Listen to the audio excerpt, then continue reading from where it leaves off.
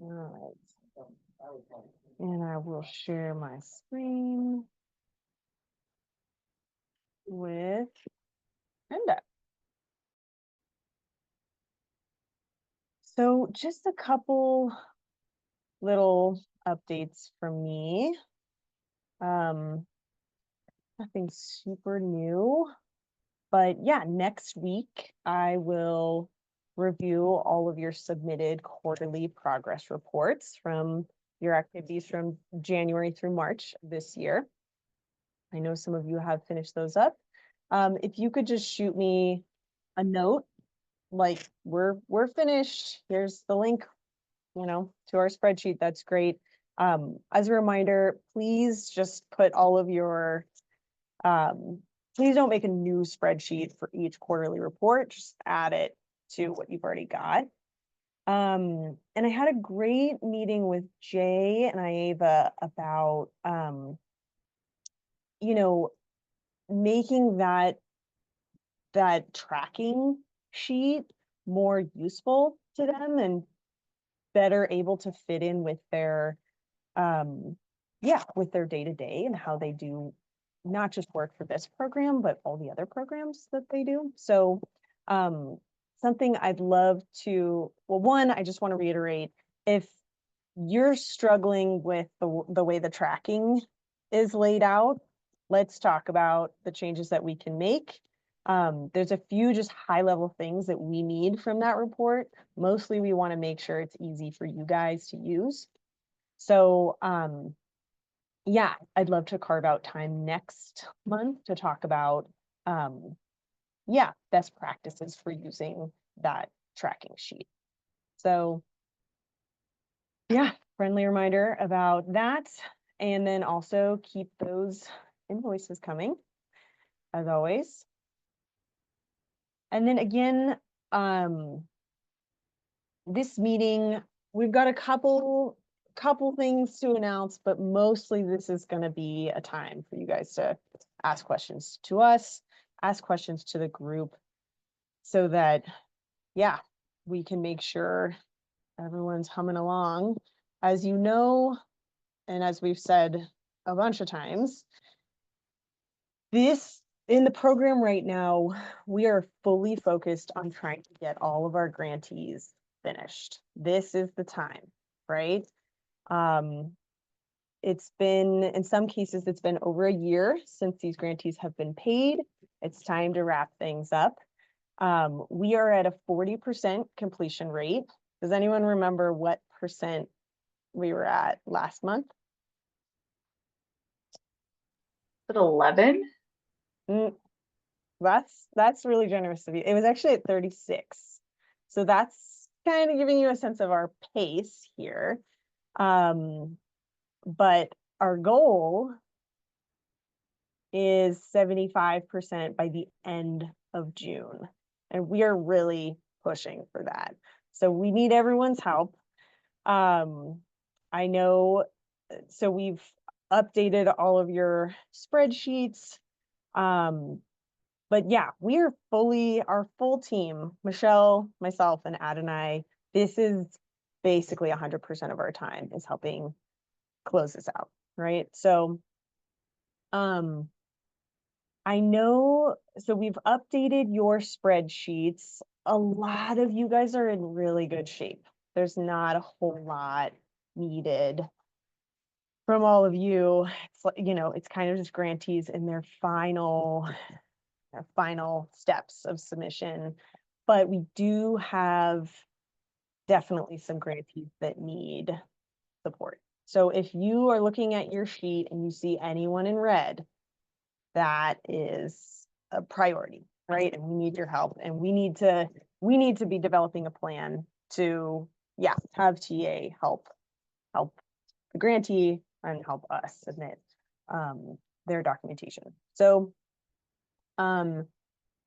I would love to take the majority of this meeting to talk about proof of purchase and proof of payment requirements for grantees. So one, this is for grantees, but it's also for the tax credit, right? And it's also for all of your invoicing to us. So it's, there's themes that carry across all of this work, right? And the crux of technical assistance is being able to help grantees, tax credit applicants with this proof of purchase, proof of payment task, right?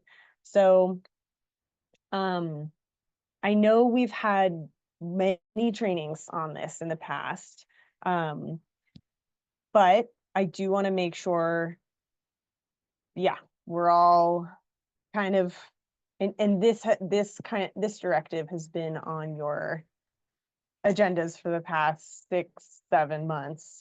But I thought it would just be good to take time to get in there and to have you guys kind of share your own best practices as you all have been helping grantees.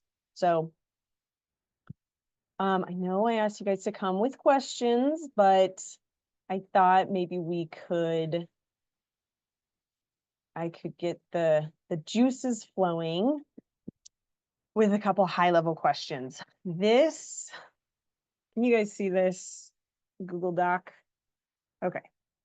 This is in your, oh my gosh, where's the chat? This is in your folder. Is anybody willing to take notes to answers to these questions as well as any other questions that come up today? I can do that if you want, Mickey, if that's helpful. Sure. Thanks, Michelle. Yeah, do you want me to do it in this document? Yeah, go for it. Okay, I got you. And I made this document literally like 15 minutes ago. So what I'd really like it to be is a document that is all of yours, right? And you can put questions in it. This can be kind of a quick reference guide if it's helpful. But yeah. Ultimately, whatever tools that are most helpful to you is what we want to support you in developing. Okay. So let's start with just super high level. What is the difference between a proof of purchase and a proof of payment?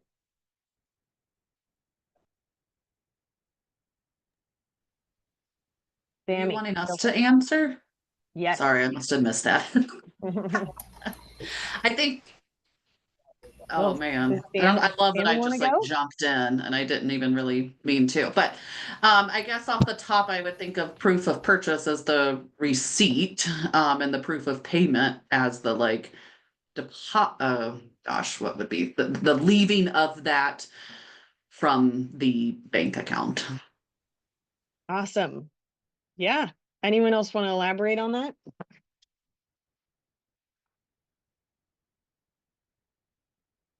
Ava, go ahead. Yeah, I mean, I think I'll just give examples of both because I think that's important. So, Yeah. proof of purchase is like invoices or, like she mentioned, receipts, but then also proof of payment could be bank statements, it could be bounced checks, it could be, I also think it's important to note that they all have to have the retailer's or farmer's name, and just all of those defining, you know, pieces of information so that way we can identify what's what.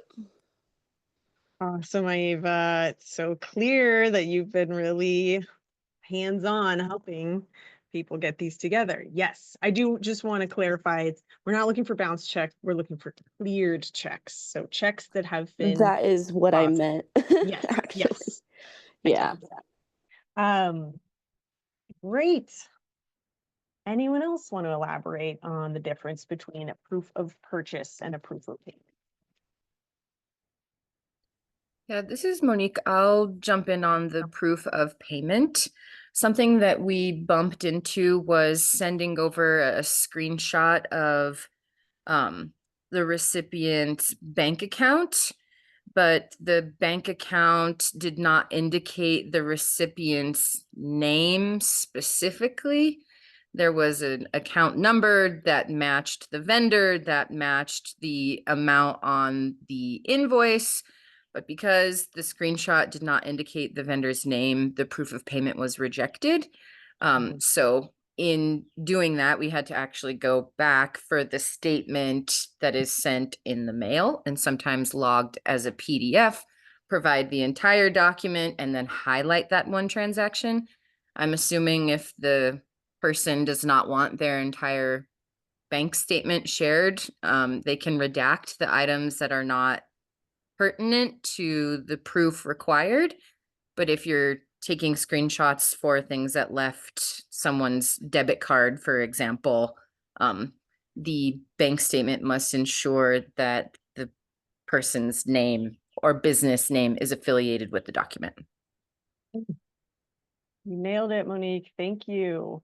That was a really in-depth, and it kind of was like jumping ahead to, well, yeah, you and I both have been kind of getting to some of these specifics. What are we specifically looking for on each? So yeah, I'll just, yeah, so the purchase is like, what did you buy? What are the details of it? The proof of payment is the proof that you actually paid for it, right? Because you can buy for something with a credit card and not pay off your credit card that month. So the state needs both. Yeah, so that's kind of the theme running across all of this is these are taxpayer dollars, and anywhere there's a shadow of gray area or the potential for someone to have found a loophole, the state does not like that. So, Michelle, do you want to add any kind of overarching clarifications on the difference between proof of purchase, proof of payment?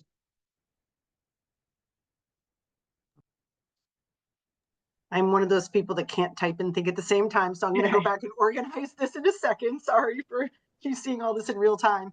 I'm trying to think of other examples that we have seen. The screenshot is probably one of the biggest things.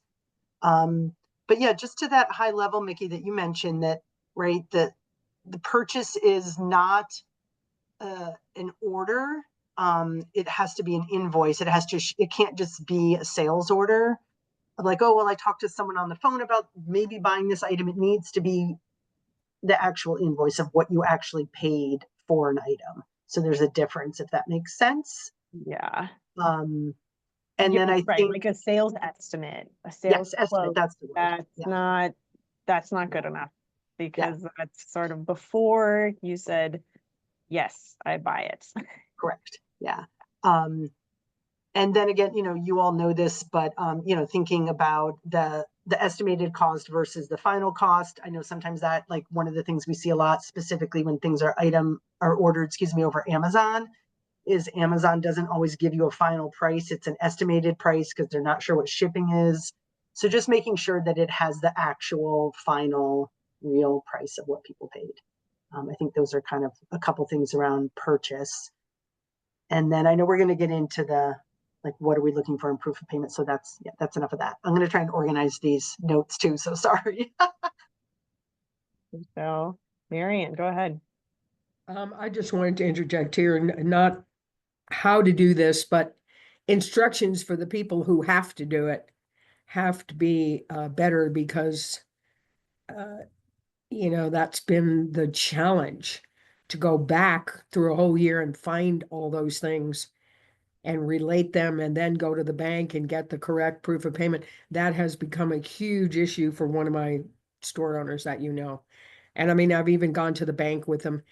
And I think it starts with the process, helping them figure out a simple process to keep track of these things, so that in the end, you're just compiling it rather than searching for it through a whole year's worth of activity. Right. Really stresses the the urgency here, right? If we paid Yes, grantees a year ago, it's not going to get any easier for them to produce these documents exactly. 6 months, right? So that's why we're trying to throw everything we have to this now. I do want to you guys to be thinking about this. Where are your quick links for you guys to reference all that we're talking about here? We've gone over this a lot of times, but I'd like to compile them here. And yeah, just a reminder that every grantee had a meeting with myself and Adonai, and we went over everything in their I'm guide sure. before. I'm sure, they but we filed their weren't affidavit. there. We weren't Right, there, right. you know? So who remembers when we went over this for the first time? Well, obviously, since I'm asking the question, I don't. So the first time we went over proof of purchase, proof of payment stuff was October 2023, when we were talking about how to invoice CDA. And we opened up this discussion as this is what you guys will need to know to be able to provide TA to grantees, because this is what's going to be expected of them. We then went over it again in what was supposed to be the August meeting, but turned into a September 4th meeting. Okay. So those are two meeting recordings you can go back and watch. What other places can you go to if you need to reference this? Okay, can I material? be clear here? I know the process. I'm talking about the store owner not keeping track of their paperwork Right, okay, in a nice manner because yes. I can't tell you how many times I had to go back and she was working with her accountant and they weren't finding things and it just is, it was so confusing. Yeah. There was no way for me to help her straighten it out. Does It's- anyone else have a similar experience where they just feel like they're going back and asking for the same thing? And Yeah, I- I'll go ahead and chime in here because I do have, I think, what was an interesting situation. So we had an applicant who purchased a walk-in freezer and she did it through a payment plan. So in our first application, she was only able to provide the proof of payment for a down payment because the person that she purchased the freezer from was not giving her anything else other than her $5,000 down payment. So that was the only thing. We had that and we had the financing agreement that both needed to be submitted. But of course, there, was an invoice that said it was completely paid, but she was unable to track down all of the payments from the person to get to that full 12,000. So, she had invoice, she had proof of purchase, she had proof of a financing agreement, she had proof of a down payment, but not the rest of that money. So we ran into a lot of problems there, just having, her trying to get a hold of these people. And she just had to get really persistent. She had to be calling them directly, talking to them directly. We ran into the same thing with she was a farmer. So, we were trying to get letters of support. That's a whole other thing. But she was very adequate in contacting these people and being very clear with what she was doing. So I think it just is gonna be something that you can tell these applicants. It's gonna potentially be a process. You just have to work with it. Like the mindset and the mental around this has to be really strong to be able to be patient and handle that persistence that it sometimes takes. I can just respond and echo everything that you said and thank you. Because it is my experience too.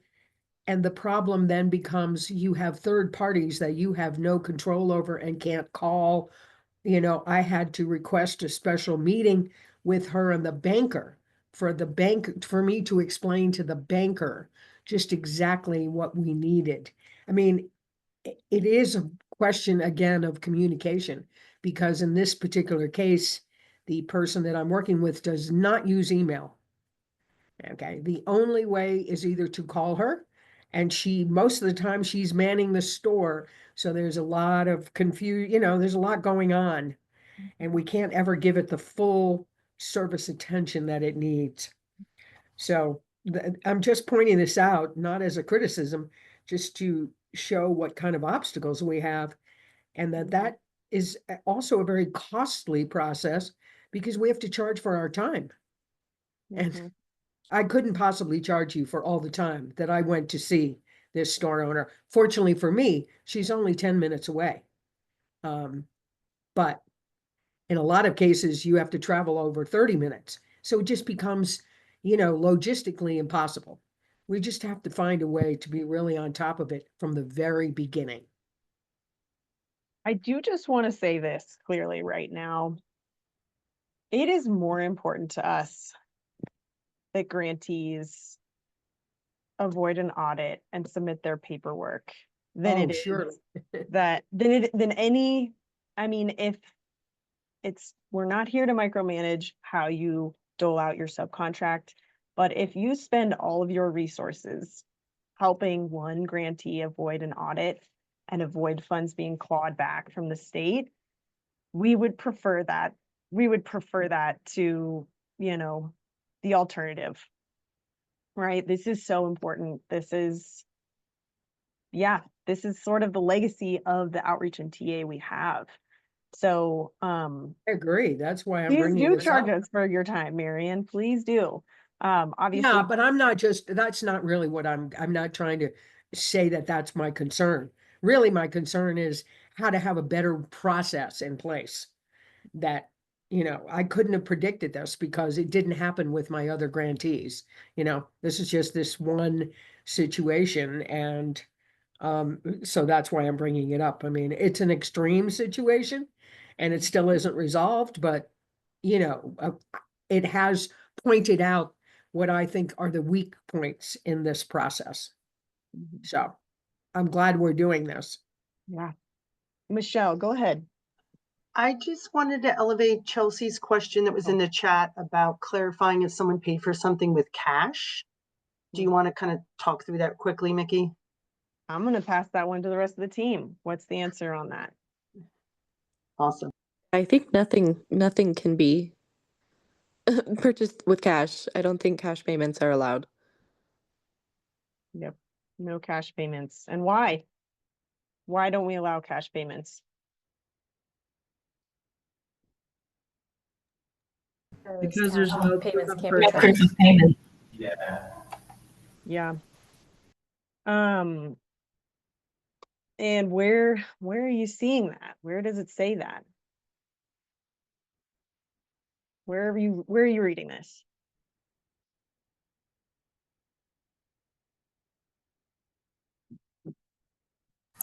Bottom of page 1. Okay, so I'm just gonna put this in, whoops, where are we? I'm gonna put this here as another resource here. Yeah, so this is that proof of payment, proof of purchase guide. Yeah. Great question though. Thank you for reminding everyone, cash payments are not allowed because there's no paper trail. And yeah, that's kind of the beginning and end of that. Marion, did you still have a question? No, okay. Cool. I have a follow-up on the cash payment question. Yeah. Do we consider Venmo and PayPal just like a debit account? Michelle, could you help me with that one? I feel like we've seen that before. Yes, Venmo and PayPal are fine.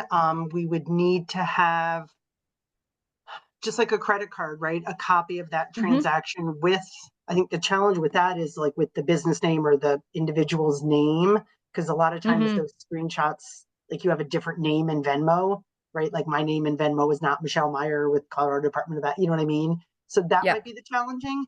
And then the other way to do that would be to show when it actually came out of their bank account, right? Because you can't have a Venmo or a PayPal without attaching it to a bank Yep. account. So then it could be highlighted on the bank statement as well. But yeah, those are both perfectly acceptable. Okay, so if we had, this is for someone who's interested in applying for the tax credit. But if we had the Venmo transaction that indicated within the transaction memo, this is for a cooler, and then the name of the person, and it matched what was on the bank statement, and then that person also created an invoice or a sales receipt for the same thing, we'd be able to roll with that. Cool. That was gonna be my comment is, Yes. you know, because you can put anything in a, I mean, you can put anything on a check memo too, but you can put anything in a Venmo subject line. I would, yeah, I think we'd also need that receipt or invoice that shows what it was too, with some details there. So that kind of brings me up here again. What are we looking for in a proof of purchase? And we've kind of talked about some of these things already, but yeah, could I just write on a napkin, Nikki bought some chapstick from Michelle?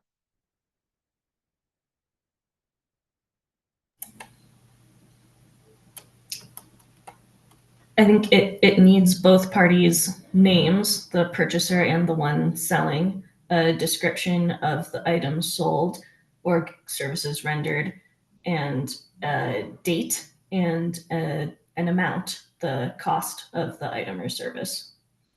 Great. And where are you finding all these details, Chelsea? That was from my brain because I work with a lot of invoices, but I'm sure it's in that receipt guide, the proof of payment and receipt guide that you shared with us. Yeah, it is. It's also, I want to just remind everyone, because these are all the same concepts. This is the frequently asked questions page for the tax credit. If you go down to required documents and click this drop down, we have exactly what we're looking for the proof of purchase and for the proof of payment. So I'm just gonna put this in our little resource, quick link section here.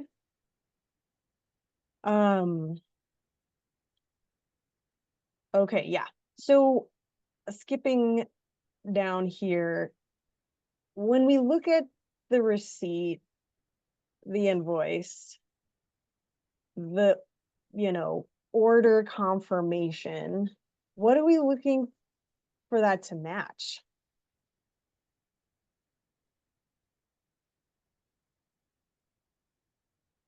Well, definitely the cost. The cost and the payment have to match. Good point. Yeah. That's one of the issues we had, for sure. Because the vendor also did not keep very good records. I mean, this is the point. We don't have any control over those vendors, and we have no access to them. So the Mhm. store owner has to be responsible. And this comes back to my question of their ability to both man a store all day and then actually do the paperwork. That Mhm. is, to me, where the logjam is from experience. Mhm. And I'm not saying all my store owners, this is this one particular store owner, because basically she is responsible for all of it. Yeah. And this is not her forte. I mean, meanwhile, she's cooking, she's serving customers, it's just too much. And then the pressure, I mean, this person went to tears. This becomes an emotional problem. And I don't feel like we're trained to deal with that. And perhaps we shouldn't even be. I want to come back to that, but I also want to get to Sammy, who had an answer here. I was gonna say the payment can't exceed the total maximum amount shown in the award letter. So yes, that was the answer that I was looking for. Oh, What sorry. should the proof of purchase match? It should match the attestation they signed. We don't need to see receipts, invoices for things that they didn't say they would buy with this grant. This is kind of a basic thing. They knew it, they signed it, we talked about it clearly.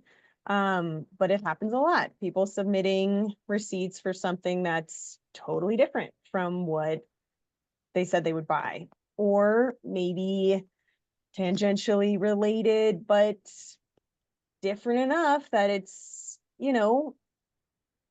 it's unclear that the committee that selected their application to be awarded would have still selected it if they knew it was going to sort of take this turn, right? So the process is they've applied saying they'd buy something. They signed an agreement saying, I will buy these things. There was a chance to change those in between, the selection process and when they signed. There was a lot of back and forth. So by the time they submit receipts and proof of payment, those things should match. Okay. I'm just gonna write. Now, my next question for you guys is, do we have any flexibility with this? What if they're like, well, gosh, I just can't buy that anymore. It doesn't make any sense. We can submit a change to attestation document. Very good. So I know a lot of you guys have done this, but we can be flexible. We just need to document it, right? So we will have them submit a request to make a change to their attestation. And they need to answer all questions, filling out what does my attestation say was allocated for this amount? What's the new amount? And where do I want to shift funds around? Where do I want to maybe add something that wasn't in my attestation at all? That is a request that the team will review and either approve or deny. But we are understanding that a lot of time has passed since, when their attestation was signed. Things have changed. So we do want these funds to be effective. And so we are listening to those requests. We just have to have it documented. Are there any questions about matching the attestation?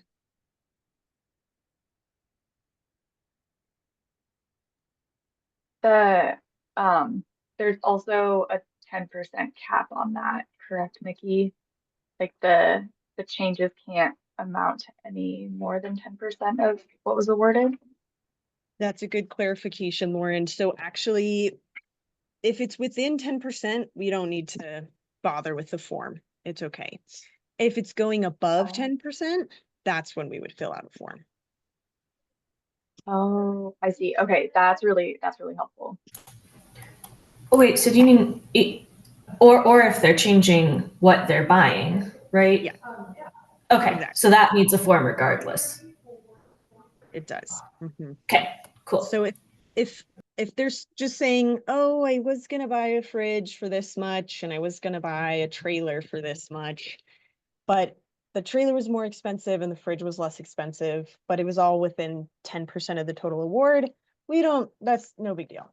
We don't even need to, it won't even raise any kind of flag because we understand prices change. If they're like, the fridge was 3 times as much and we're gonna have to not buy the trailer because of that, that's a change request form because it could change the nature of the project that they proposed, right? Or Chelsea, your example of you know what, we don't even need this fridge anymore. What we want is a refrigerated truck because things have changed. We're hearing all kinds of stories. Life happens. We can review that, determine if it is similar enough to the project that they originally proposed and or is still in line with the goals of this program and approve that.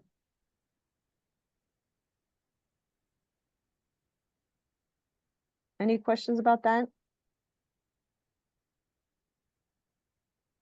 Cool. Okay, I'm gonna jump back up here. And we've talked a lot about this.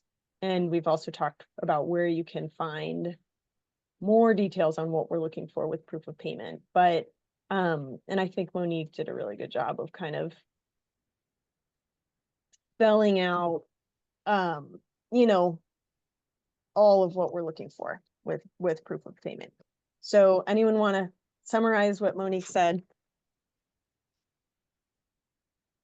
What are we looking for when we say we need proof of payment?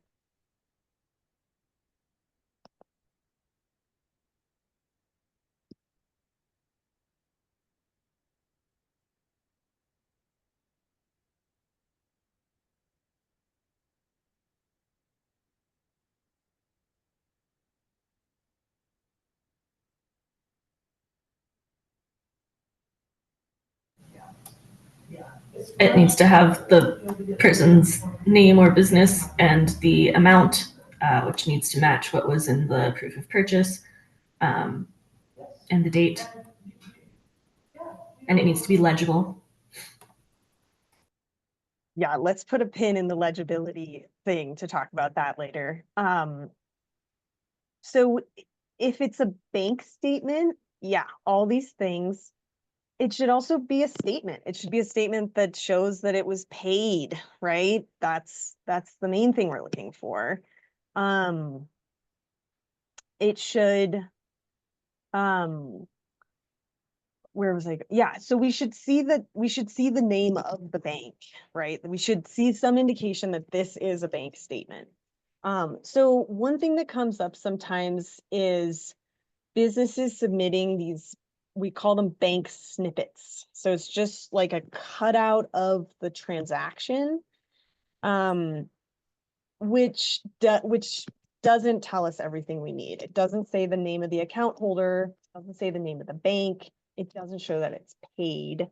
And it does not suffice as enough to prove payment. Perdita. I actually literally was going to say what you just said, except that, and this is a mistake that I myself made, in order to like have all that information on the document, I put pieces together, right? Because they were snippets. And then that was not a valid document. Michelle, go ahead. I didn't want to, Perdita, were you done? Sorry. I have a different thing I was going to bring up. Yeah. Okay, thank you. Sammy asked in the chat about, could you recap how to submit proof of payment through a payment plan? So since we're on this topic, I thought that was a good chance to ask that question.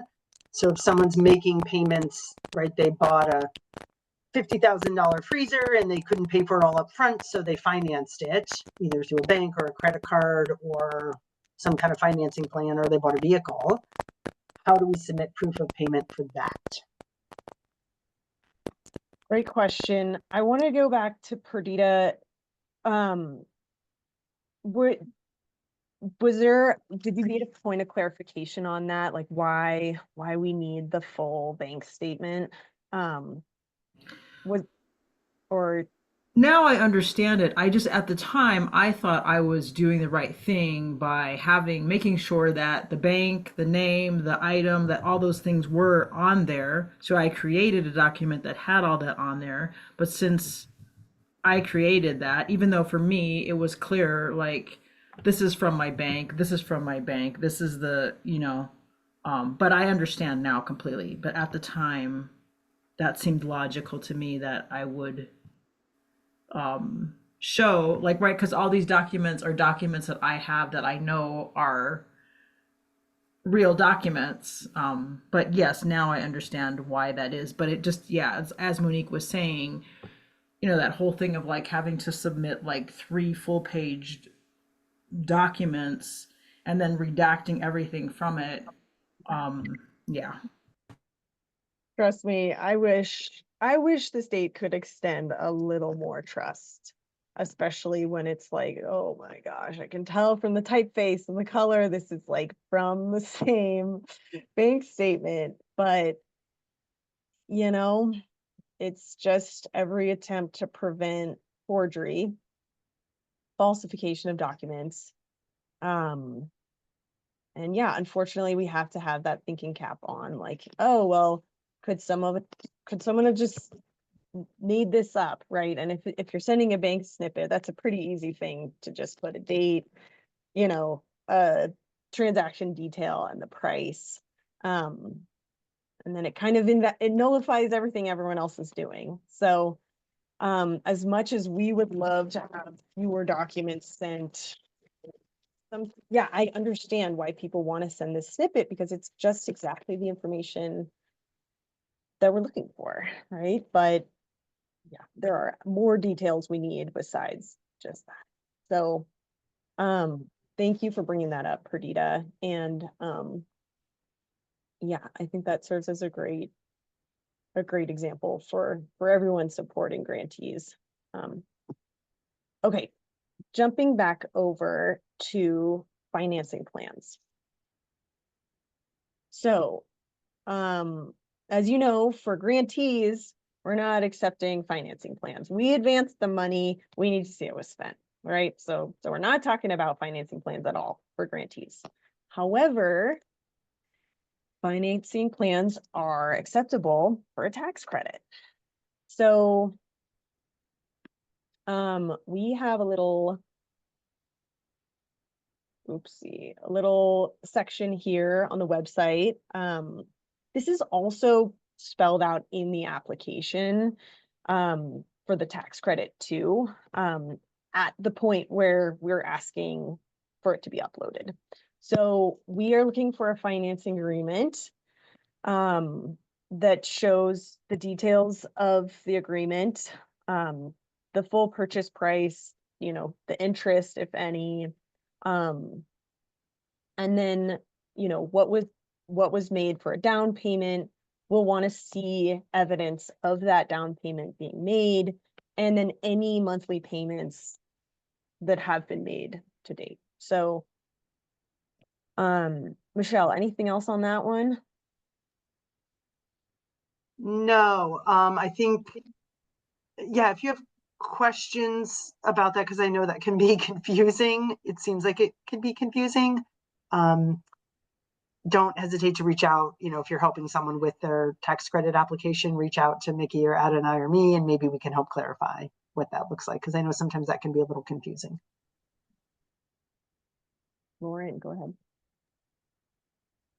Yeah, I have a clarifier question then about the proof of payments that would be necessary. It's the any down payment that was made and all monthly payments, or whatever the cadence is, basically like all payments that have happened from the time that financing plan was started to when you're submitting the tax credit application. Yeah. Okay. It all, helps justify that, you actually did buy this and you have been making purchases on it, right? Okay. Okay. I think we've cleared up this question. Why are we asking for both? Right? Any uncertainty as to why we, as the state, need both? Okay. All right. Let's see what else. All right. What is the deadline that grantees had to submit all the documentation proving they've spent their funds appropriately? 3 months. Good job, Sammy. Great. 3 months after they were paid. So I believe the last payment was made in late November to the last grantee. So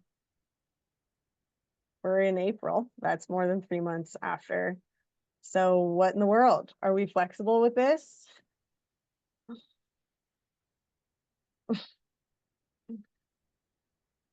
Clearly we are. But what do we need? What do we need?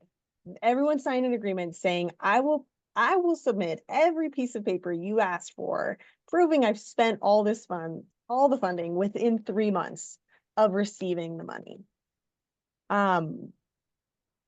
60% of grantees right now still have not completed their grant. Some of them were paid over a year ago. So what makes us flexible here? What do we need in order to extend that deadline? They need to email the grant specialist with a status update, and then evidence demonstrating the delay. Great, Sammy. And there's one more really, really important thing. And this is the hardest thing to get. This is the hardest thing to get from people. A new timeline. Yes, we need a date. We need a date. We need you to say, hey, I'm delayed. I'm going to be able to finish by August 31st. We want a realistic deadline. Just tell us when you will finish. This is the hardest thing to get from all of our grantees. They don't want to commit to a date. Oops, sorry. So this is where you guys can really help us. You can really underscore CDA, is allowing you to extend your timeline, but they need to know the new one. And you need to be able to tell us. A lot of the, and I do get it. It's confusing to now. Yeah, the state is not telling you when you need to be done. We are asking you when you need to be done, but we do need a date. So as you are out there supporting grantees, we need a time frame. And ideally it's not summer. It's not August. It's August 27th, right? Okay. So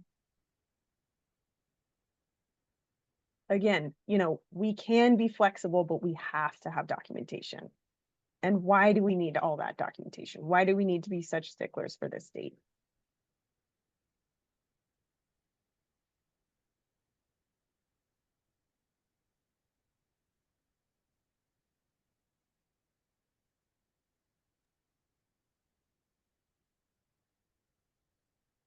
Funny that I get nervous. But I think because I'm not in the day-to-day work, but isn't this just what you've talked about with fraud and responsibility of taxpayer dollars?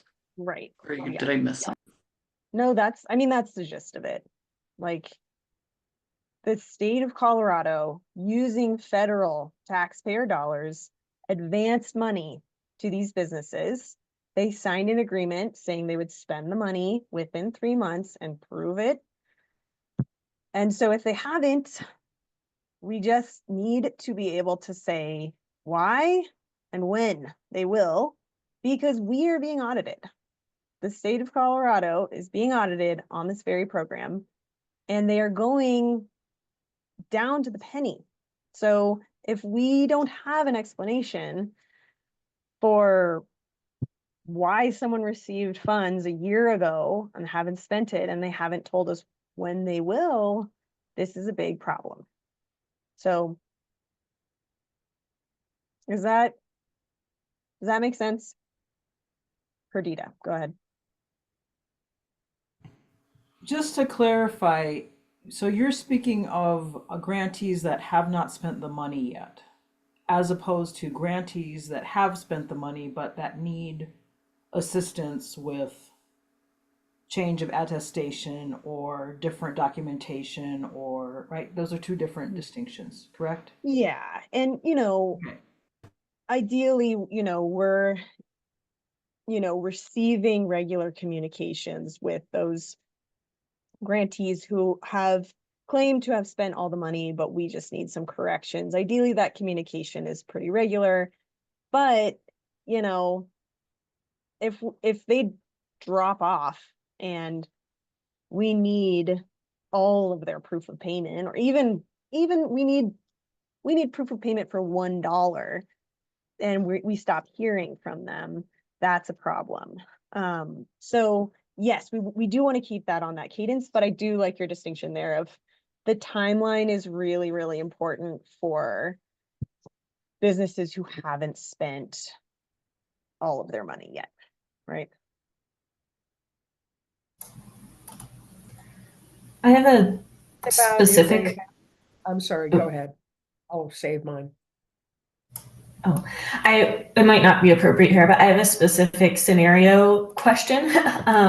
So one of the grantees I'm working with has spent the vast majority of her funds and then just finished, but she's waiting on her credit card statement for the last item that she purchased. So when I submit that, will I also need to submit the bank statement showing the amount paid to pay off that credit card bill? Or just the credit card statement? And then do I need to resubmit basically like everything in one packet, all the proof of purchase and payment for all of the things that we've already submitted, or just the one missing piece? That's a really good question. And so two things. One, I think we just appreciate communication, more communication than less. So if everything is spent and all you're waiting on is that, you know, the next month's bank statement to post, I think, yeah, we'd appreciate just sending us what you have and then saying, you know, on May 15th, I will send that remaining bank statement and that should wrap things up. That's really helpful for us because then we can, you know, review what you've sent, make sure there's nothing else, you know, that we missed. So yeah, I think we would prefer that. To your second question, do we need to assemble everything in one big packet? I would say no. Just if there's one missing bit, just send it loose.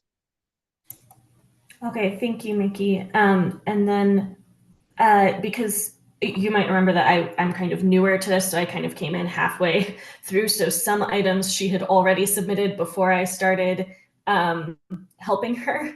And so she has like a list of things that she has, you know, told me that she has submitted a proof of payment and proof of purchase for, but I don't really have a way to verify that. Is that something that you or Adonai could like share with me of like exactly what y'all have on approved basically as having received? We're happy to do that. We could also just confirm like, yep, this was submitted. It looks great. You don't need to, yeah. So either or for us. And, you know, I think the big thing there is that we have her consent that you receive those. I mean, yeah, this has a lot of sensitive information on it. And we know you're working very closely with her, but I know there's varying levels of, and this is something we talk about a lot and is one of the biggest challenges, I think, with this outreach and TA work. There are differing levels of trust between grantees or applicants and the TA that's supporting them. So yeah, I think unless we have like a full authorization from her to send to you documents that she's already submitted that are fine, we would just kind of prefer to say, yep, we don't need anything more. Yeah, just a yes, I have this. Yeah. Okay. Yeah. Thanks for that question, Chelsea. Marian. Yes, I wanted to ask about better communication as to what is missing. That is another from your side, meaning I thought that Adonai had visited with my store owner, the one I'm having so much difficulty with, and straightened everything out. And then, and so I kind of backed off from being involved, and I basically told everyone that. But now come to find out there's a whole new set of issues that have arisen that I had no clue of. So that's one question. Second question is, how do we get the actual date? I know the date that this should be correct that the retailer gives us, but we need to actually prod them. And so what is the deadline date that it becomes the real issue, that the next step is the audit? Because I've said several times, you're going to have an audit if you don't do this. I mean, I can't tell you how many times. And that Yeah. doesn't seem to generate the urgency that you're looking for. Right. So I think it's good to open up the next discussion of what happens with grantees who aren't producing this stuff, aren't cooperative. Where is, at what point are we not going to be flexible anymore? We don't want to do this. We really don't want to go to a business that we advanced funds to and say, listen, provide these documents or we're clawing it back. Because we've been asking for these documents and they haven't produced it. So we want to do everything we possibly can before we do that audit. And Marian, I know that we've been talking a lot about the plan for this business. And I think, unfortunately, we are reaching that point where we will have to go down that road. I think, yes, we need to have better communication about what is needed, who is going to do it, what the plan is. And I think that there's been confusion on both our side about what TA is doing. So yes, Adonai is going to get back from his trip, and this is going to be a first order of business to make a plan here. And this is really that business's last shot. Yeah, so the date, so that was the reason I'm asking, is because there's been a moving date as to when the deadline is from May the last 2nd. couple of days of April to May 2nd. May 2nd. So, and I, of course, now I'm going to double down on doing whatever part I can play, but Thank you. we're coming to a very thin timeline. So I want to make sure that I'm correct, that if they don't turn it in by May 2nd, that means the audit is going to happen, or else leave the country.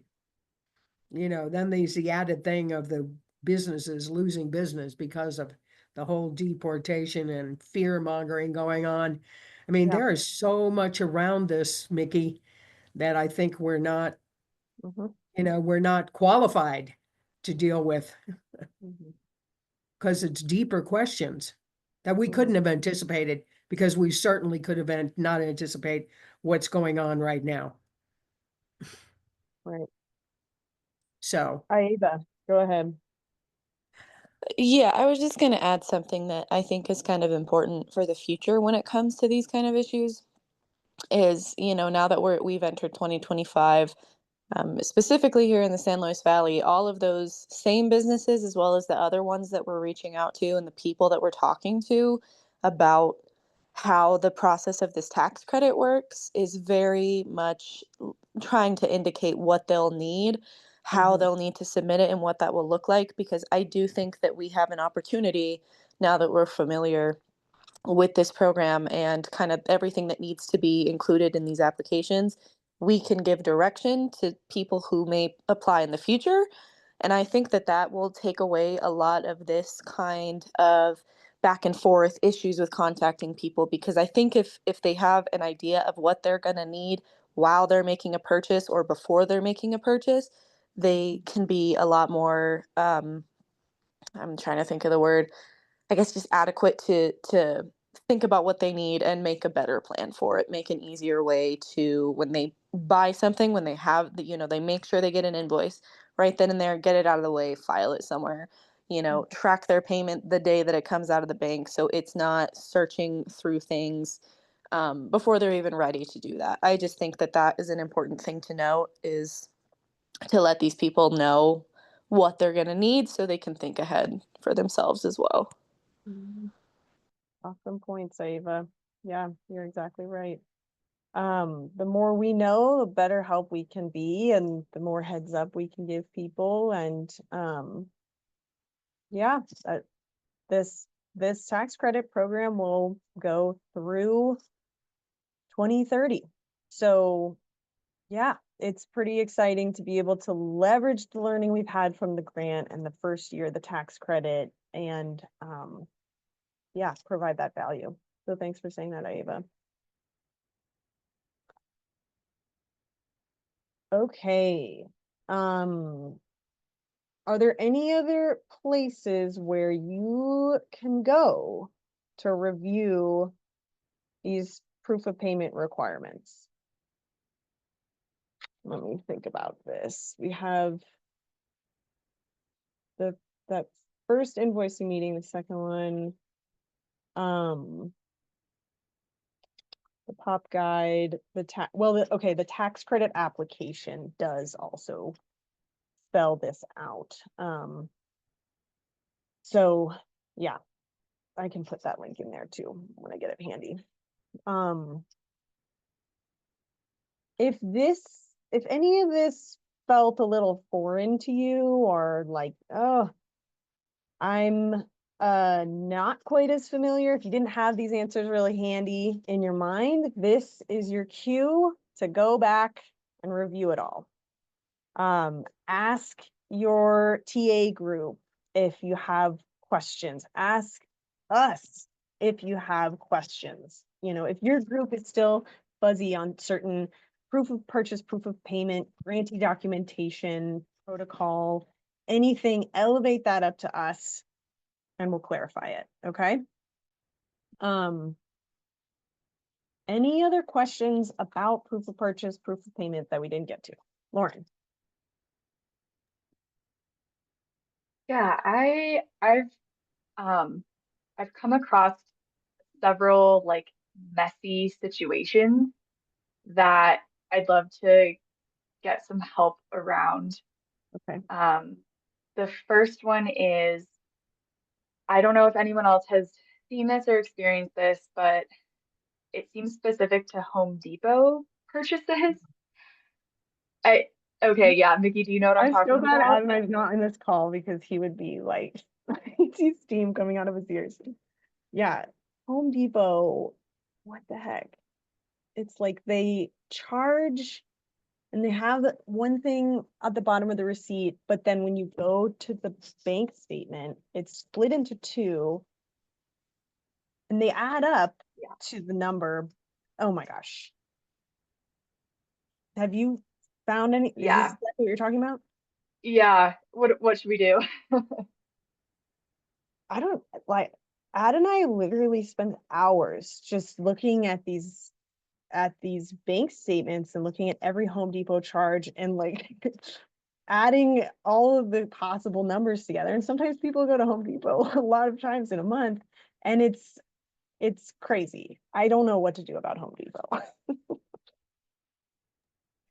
Okay, well, I feel a little bit validated hearing that this is not, happening to others. I guess, Adonai, what let me know when you and Adonai have a plan and figure out what we need to do about that.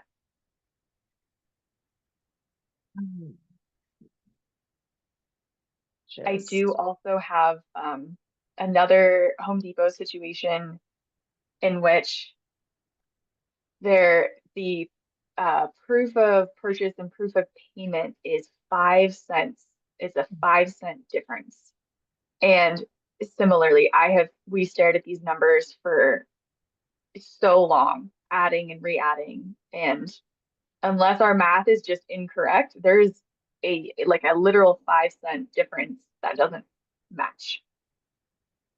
Should we just boycott Home Depot? Should we just say nothing from Home Depot is allowed?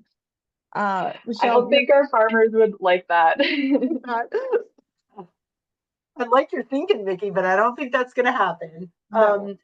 I feel like we have had this issue before, and I think Mickey, help me remember, or maybe this was a different program, but we could not get them to match, exactly to your point, Lauren.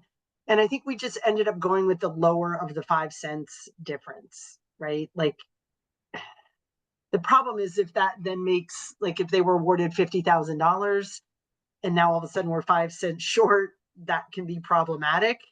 because we need to expend all those funds. So hopefully it's a situation where it's an overage and then we can just be like, look, we're just going to take the proof of payment for that lesser amount. But when it's specific, in terms of meeting like what was in their attestation, that can be more problematic. Yeah, I'm okay, Mickey. Maybe this is going to have to be on a bigger than a case by case basis. But if we need to make an exception because we know this is an ongoing issue, then maybe we just have to make that exception where, you know what I mean? We just know that it's not going to match. I'm like, I don't know. because if people are trying to do this Right. in their tax credit and when they're applying, it's like, oh my Yeah. gosh, they're gonna spend hours just trying to Right. sense of it. But I'm wondering yeah, if there's anything different online with Home Depot versus the in-store receipts. Have you looked into that, Lauren? Sorry, I'm going deep in the weeds, but No, I have not. Has anyone else dug into that? maybe we can look at that. Mickey, maybe run to add Home mine. Depot and go buy something and then we'll look at go buy a whole bunch of little individual 10-cent screws and then we'll see how this all totals out. I don't know. Exactly. I mean, I think people are different with the extent to which they analyze their bank statements at the end of the month. And but yeah, for those that sort of don't look that closely, maybe this exercise is kind of helpful to look at the bank statement and really puzzle through like, where did that extra $5 charge come in? Why didn't I know about it? Why is there no receipt that shows why I was charged $375 additional? Yeah. What other questions do you guys have about proof of purchase, proof of payment, or anything really? Actually, let's wrap this up before we move on to anything. I know we just have 15 minutes left.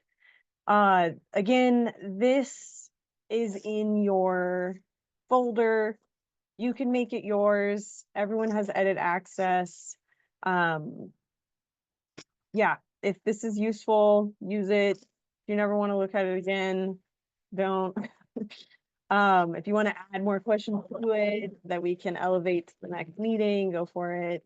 But oh, and then I forgot about the blurry documents, illegible documents.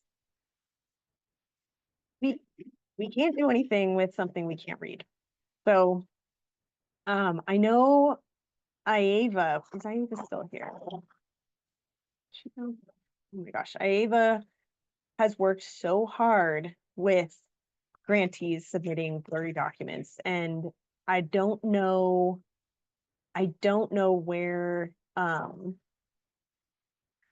don't know where she landed on any tips or tricks, but if you're working with a grantee and we've replied and said, we cannot read it, yeah, let's crowdsource tips and tricks to make sure what you scan and send over, what you take a picture of and send over is actually legible. So, does anyone have any thoughts on that? My one tip, which take it or leave it, is I have an app on my phone called TinyDoc, and you can just snap a picture, it turns it into a PDF, and you can scan it. I feel like there's functionality in iPhones through the note feature, so you can do the same thing. Does anyone know more about that? Lauren says, yeah. Okay, and that's free, right? I think my little app was $5. Okay. There's also a free version of Adobe Scanner you can get as an app. You can scan up to 3 documents at a time for free. Great. Okay. Thanks for that. All right, other questions about anything at all? Tax credit, consortium, proof of purchase, supporting grantees, anything at all? Let me flip back over to this agenda.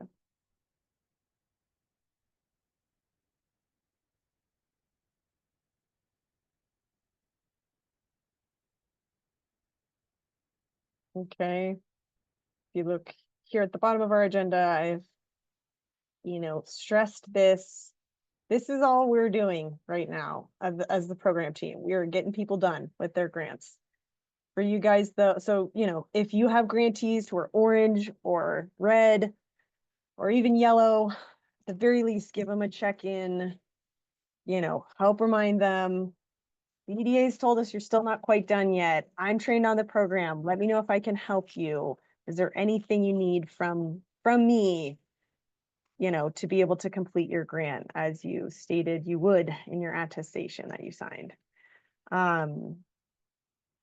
And then, yeah, beyond this, whatever extra capacity your teams have to do tax credit outreach, and promoting consortium offerings. We did have a wonderful meeting on March 27th for the consortium.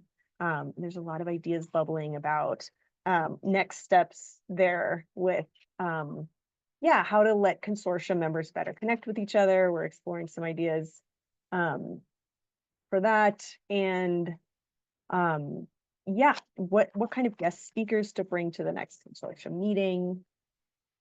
So many thanks to everyone who attended that meeting and helped facilitate that discussion.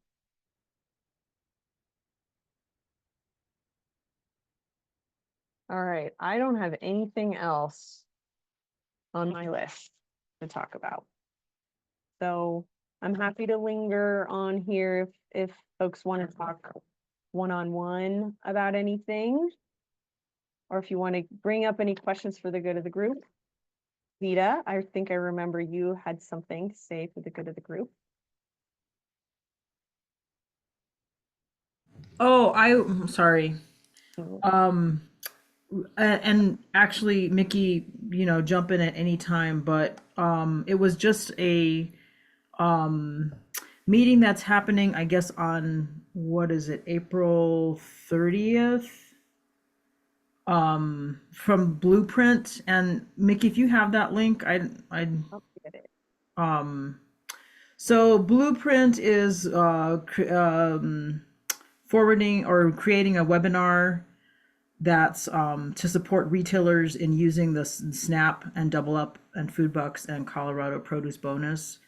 And so it's for everybody, farmers that have it, farmers that don't have it, farmers markets, retailers, and there is a registration link for that. So I think Mickey's going to put that in the.